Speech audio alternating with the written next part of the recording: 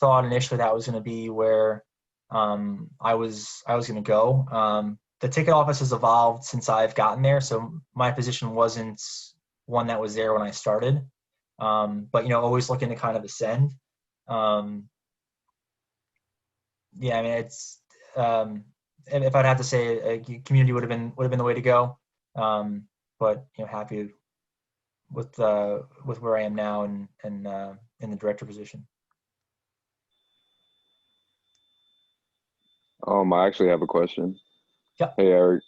How are you? Again, that was a great presentation. It was definitely nice to get to know you. Um, you mentioned you were a substitute teacher. I'm Yeah. actually currently in that field myself. I was a TA before, but I wanted to go back to school, so I came back down to being a sub. While Hmm. you're being a sub, what made you like want to like still go after like your dreams? Like, what things were you doing to like, well, get to where you are right now with the Mets? Yeah. So I think during that time, and I've kind of, it's not apples to apples comparison, but for some of our staff now that are in your position in grad school or kind of just out of undergrad, I kind of can relate to you guys a little bit that are looking for positions because it's a little bit of a similar job market. It was '08, wasn't the economy wasn't doing so hot, obviously different circumstances, but just kind of dealing with the negativity and kind of the no responses I was getting. Luckily I was still in school, so I could focus on that. But then also just trying to better myself however I could. So reading books or a lot of sports business books. Whether it's by like former MLB commissioners or executives that I respected, trying to pick their brains as to what worked for them.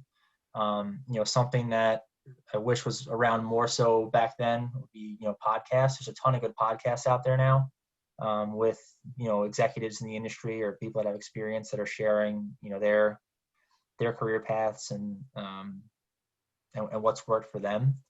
I would urge people just to make sure, especially during this time now where you have a lot, potentially a lot of downtime, is just to work to, improve yourself. At the back end of this, there's going to be a lot of positions that do open. A lot of positions have been cut across the industry, but a lot of them are going to have to be filled again once, venues are open and people are back. So, once those get posted, I'm sure a lot of questions are going to come up in the interview process about, what you did, during this period. So whatever you're going to do that's going to better yourself, and that could be whatever, reading a book or taking an online class or trying to learn a language or doing something along those lines. Whatever's going to make you better, I would recommend doing that. And again, just to go back to that period, in 08, 09, I think I was, I couldn't look my parents straight in the face if I didn't really give it everything I had to continue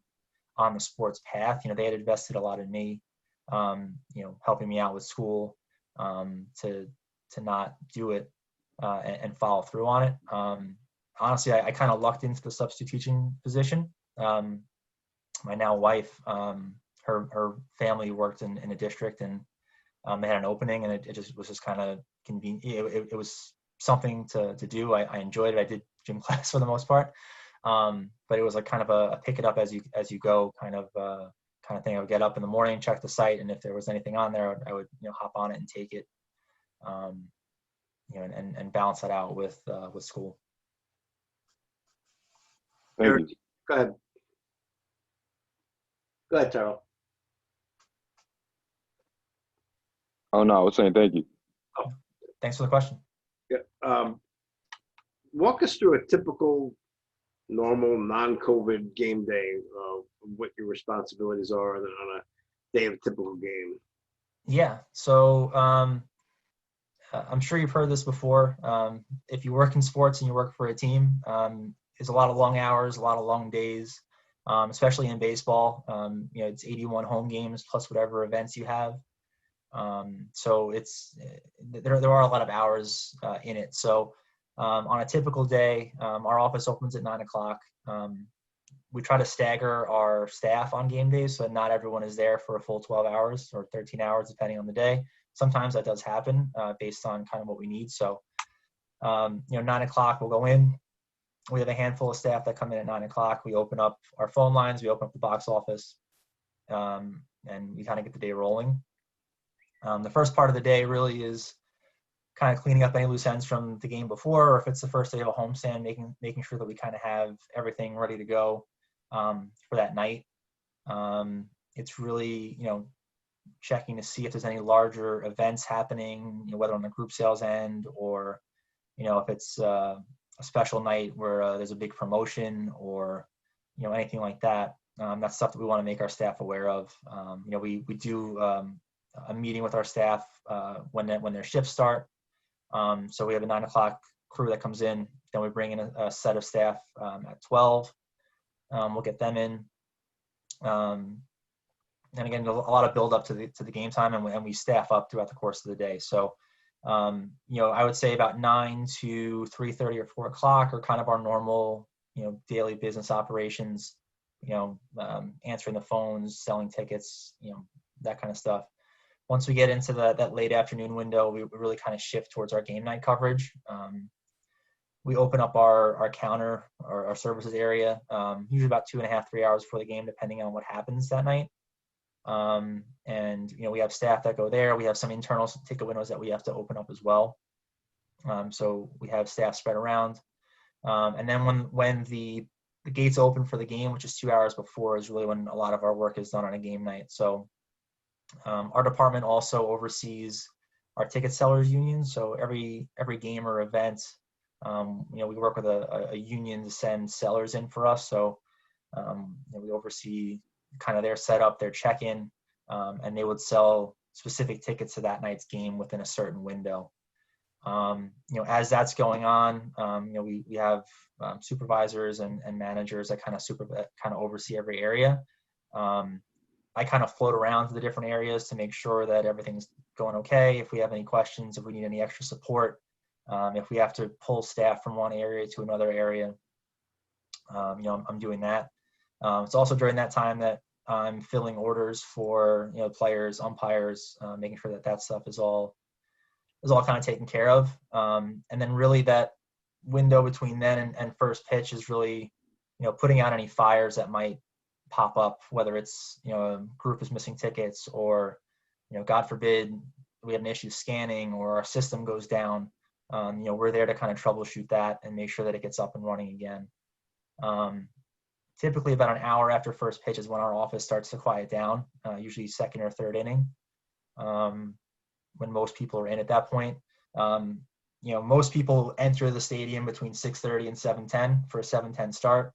Obviously that crush, we want people to get there earlier, but that's usually our busy time. And then after, you know, once the game goes, it's usually fairly quiet. We keep staff in the office through the end of the 7th inning. That's when we officially call our attendance number, when we cut off our ticket sales, and when we kind of shut it down for the night. So typically that's usually around 9:30ish, depending on the speed of the game. So, you know, there's days during the homestand where it's, you know, a 12.5-hour day. On the weekends, we try to come in a little bit later, or we try to stagger our full-time staff to make it a little bit easier throughout the course of the day. Is your attendance number based on tickets sold or number of people coming through the turnstiles? The number reported is tickets sold. Okay. Is that uniform across the industry? I believe so, yes. I think the Marlins might actually be reporting scan number. Don't quote me on that, but I think most teams are reporting sold number. Okay. I have a question. Yeah. First of all, thank you for speaking to us today. Great presentation. For you personally in your career, how important has networking been for you? Like, how much has it helped you to get you where you are now? It's huge, and I wish I did more of it starting out. I tend to be a little reserved until I get comfortable in situations. So getting out of my comfort zone and networking has been something that I've tried to do more, you know, as I've grown in the industry and gotten more comfortable. It's something I've done more and gotten more comfortable at. But, you know, I would say at this stage of your careers, as you're starting out, you know, don't be afraid to reach out to people on LinkedIn. You know, it's a short conversation. I think most people genuinely want to help and are open to having a conversation and sharing their experiences. But it's invaluable. You never know who you're going to bump into, or where down the line your paths are going to cross again. So I would say you can't underestimate the importance of networking, and you start doing it as soon as possible. Thanks. Mhm. Good advice. It's a big industry, but at the same time, it's also a small enough industry where you kind of have a connection somewhere with some team or some league, around. Everyone knows somebody else somewhere. So. Yep. I have another one. Sure. So you said you like to read like personal development books. I was wondering what your favorite one was, and I was wondering what like the quote that impacted you the most, that you felt like had the biggest like influence on your life. That's a great question. I really liked, it's a book called Built to Win by John Shearholtz, which Dave, as a Mets fan, it might pain you that I'm reading a book by a Braves executive, but he had a lot of good philosophy on leading an organization, especially leading a baseball organization. So I definitely enjoyed that one. There's a ton more that I've read that have been really good. Another one, having an interest in minor league baseball, is a book by Bill Veeck. It's called Veeck is in Rec. And for those that don't know, Bill Veeck was a revolutionary team owner in the 60s and 70s. And he was doing stuff that, other teams weren't doing, for decades later. Whether it's fireworks night, his son was responsible for disco demolition night, 5-cent beer or 10-cent beer night, crazy stuff, but really innovative for his time. So that was also a good book to kind of see what went through his thought process. He would just do anything to sell a ticket. That was good to read. Also, anything you can get on Charlie Finley, who used to own the A's in the 70s. Kind of a controversial figure in the industry, but they had a rabbit that popped up next to home plate that would give baseballs to the umpires, and just really, really different philosophies on things. And I like reading. I like learning about people. So any kind of autobiography or a biography on people. For me, obviously the interest in sports. So, books on like older baseball players or, folks that have just retired that I have an interest in reading about. I've always been of interest to me. I'm trying to think of a quote. I have a lot of them on my desk, and I'm drawing a blank on them right now. There's one that was attributed to Urban Meyer, but I think he got it from somewhere else. And it said event plus reaction equals outcome. So especially in a customer service end where we're kind of forward facing, it's one that I like to use in our office. Obviously, if someone comes in and they're angry about something, that's the event. What your reaction to will dictate the outcome. So if you go back at them and you're matching their level of excitement, it's not going to produce a positive outcome. But if you can be rational and look to solve their issue, it's going to give you a better outcome. Another one I have on there is live life like a 3-1 count.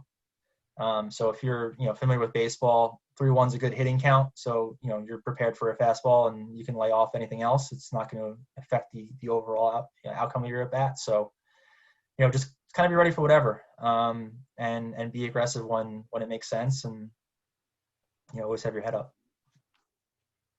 Those are good ones.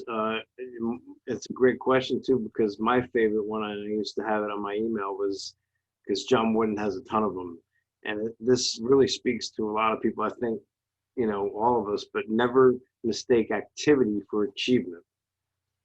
And that, I mean, if you think about it, if you're just doing stuff and you're doing it, you think you're doing it, that's nothing. It means nothing. Your activity is not an achievement. The activity creates achievement, and I think if you know anything about John Wooden, you would understand. But this group here is reading, I don't know if you've read this, Eric, Amy Trask's book. Amy Trask was the first female executive with the in the NFL with the Oakland Raiders. Mhm. It's You Negotiate Like a Girl. She's very active now on Twitter, and she's on a pre-game show for the NFL. So, and she's going to be speaking to us, and you're welcome to join us in November 23rd. Great. So we have another speaker after you in a couple of weeks, Doug Perlman, sports media advisors. Do you know Doug? Doug was I haven't read it, but I'll definitely add it to my list. Yeah. So, any other questions for Eric while we're here and while you're have the opportunity?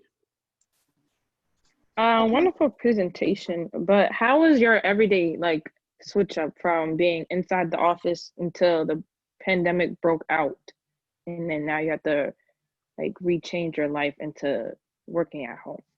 Yeah, it's a good question. I would say the first few weeks were a little uneasy because no one really knew what to expect. Was it going to be a few weeks? Was it going to be the month of April, and then we'd be back in the office? And then as you kind of saw things play out and realized it's more of a long-term play, then you kind of have to readjust kind of how you lead and manage a team. So I think for me, it was important just to maintain, communication with everybody. Make sure that everyone's still in a good state of mind. Everyone is, just doing okay. Everyone's staying safe.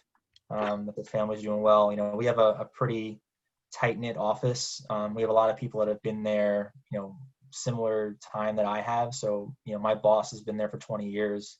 The other director in our department's been there for 12. He started a year before me. So just make sure everyone's all right and doing okay. But then also making sure that, expectations are being met. How do you manage remotely without, micromanaging and constantly checking in with people? We use Microsoft Teams, so we have an ongoing chat, which we use to kind of check in and make sure everything's doing okay. And, just becoming more comfortable with kind of taking a backseat and trusting, the people you work with, that they're going to get their things done, while they're not in an office setting. I think our team has done a really good job, maintaining our level of production while we've been out of the office. So professionally, I think those are some of the things that we kind of had to get through, and are still looking to build upon.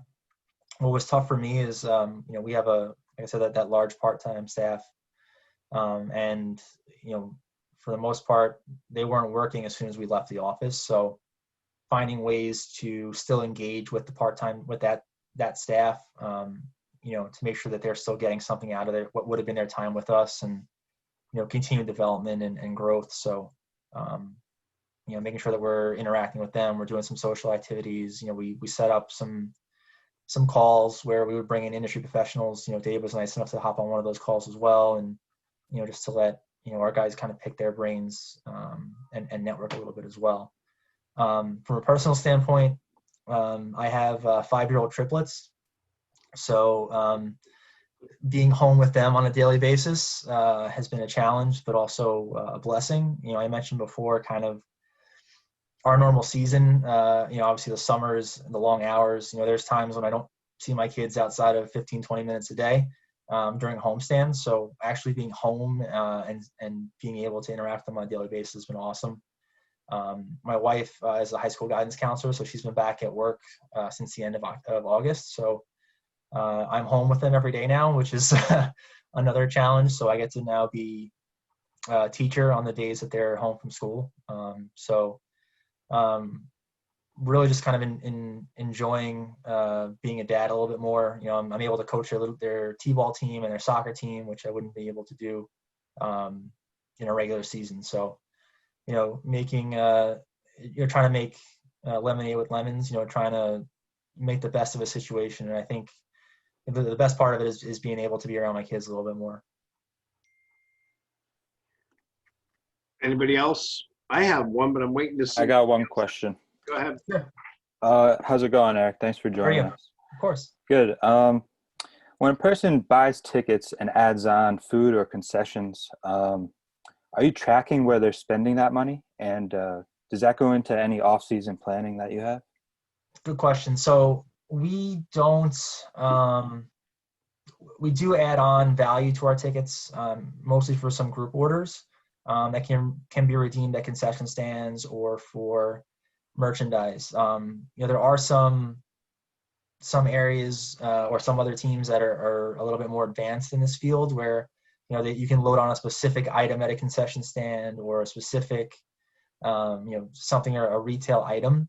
I think where the industry is going now, kind of with a lot of the business analytics that's going into it, and collecting data, I think that's probably a route that I could definitely see us going down. We're not there yet, but there is a lot of analytics going on the back end where if you buy tickets to 3 Saturday games and a Yankee game, that might trigger you to be added to a call list, maybe for a smaller package or a plan, as someone who might be a good fit for that. So, not so much yet on the, concessions or the non-ticket buying, but certainly, looking at, ticket purchase history and ticket buy patterns, and then, looking to reach out and, for whether it's a larger group or a specific group theme night or a package, it's definitely something that we look to do. Go. I have one more. Sure. You said you've seen tickets evolve from going from printing at home to now being on your phone. Have you seen anything else evolve, or do you see where tickets will evolve next?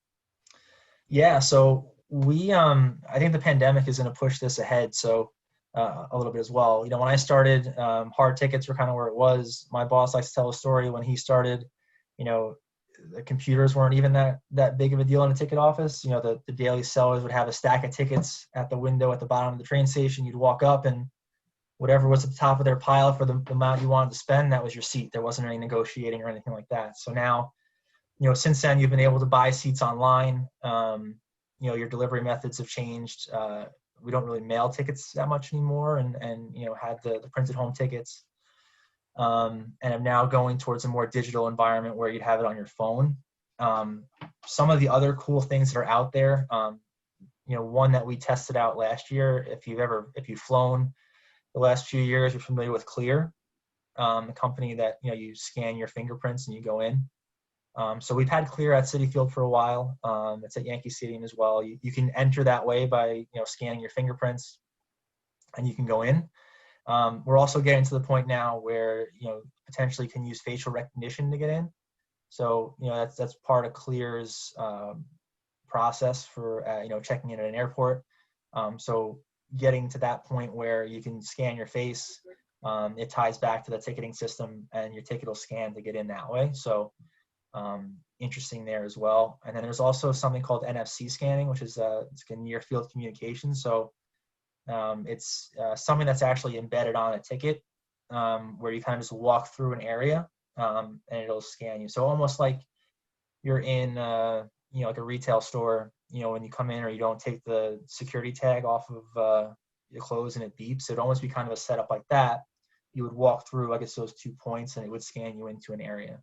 That's used a lot for hospitality areas and things like that. But another area where ticketing could be headed. I don't want to pronounce the hard ticket dead, but it's certainly going that way, especially now, with a lot of ticket resale. And unfortunately, we do see ticket fraud sometimes where someone has a hard ticket. It looks real. It was real at one point, but then someone forwards it. The barcode's canceled. And, I like having the hard tickets. I save hard tickets, but I definitely see the benefit of digital ticketing and electronic ticketing. It's a lot safer for the consumer. And there's a lot of people that still like the hard ticket, the reassurance of a hard ticket. But, I think as we progress here, coming out of the pandemic especially, and not having that extra contact is going to be big. But those are definitely 2 areas that I could definitely see. I sat on a presentation about 1.5 years ago about like sound ticketing, where there would be some kind of a device on the ticket or the card that you have that resonates with sound that would scan you in. So a lot of different ideas out there, but definitely the facial recognition I think is going to be the next thing to come. You'll probably see that more prevalent after, once venues reopen after the pandemic. Okay, Eric, here's the question. Okay. What's the new ownership mean for you personally? How do you view it? You don't have to you don't have to go down a road you don't want to go down, but what exactly does it mean for you, your department, and the team? Yeah, so nothing's been approved yet by MLB, so that vote still has to happen, which I think is coming up at the owners meeting in November. It's a great question. I think it's something that a lot of colleagues of mine are asking as well. We really haven't had conversations yet as to how things will play out. I think there's always optimism when with change, and we're just kind of reevaluating what we're doing on a day-to-day basis, kind of what our policies and practices are, and making sure that we're putting our best foot forward once this goes through, assuming it does, and just kind of operating as normal for next year. I think once anything becomes official and we can have some more conversations and maybe speak a little more to the new owners and have a better idea. But I think right now we're just kind of waiting to see as well what's coming. Actually, I just thought of another question while you were speaking. Mm-hmm. You guys manage also the minor league, not the minor league, the spring training, or is that done by somebody separate down there? Yeah, so our department, there are, we provide ticketing support for the Brooklyn Cyclones, for the Syracuse Mets, for the St. Lucie Mets, and spring training. So a lot of the build and setup is done in our area, and then those sites have ticket staff there that we work with to kind of implement stuff. But a lot of the kind of the nuts and bolts setup is done out of our offices. Thank you. So it's a good opportunity for development. So I mean, kind of get to work with a smaller venue and a smaller capacity, and it was helpful for me. I did a lot of work with Brooklyn when I was in our operations team, and definitely helped me develop in that area. So. Very good. Anybody else? All right, Eric, you want to show us your information again so these guys can jot it down? Hopefully they'll connect you on LinkedIn as well. Sure. Do I need to share it again? No, I can get back on there.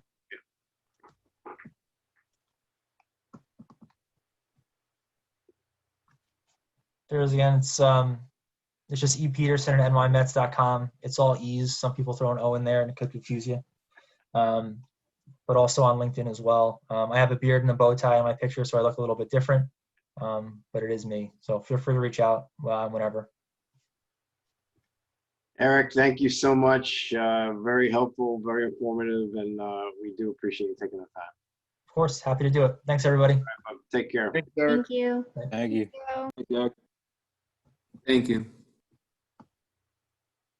So I think what we'd like to do is by Friday, if you could get me a synopsis on this, your take on it, and give me at least five takeaways from what Eric shared.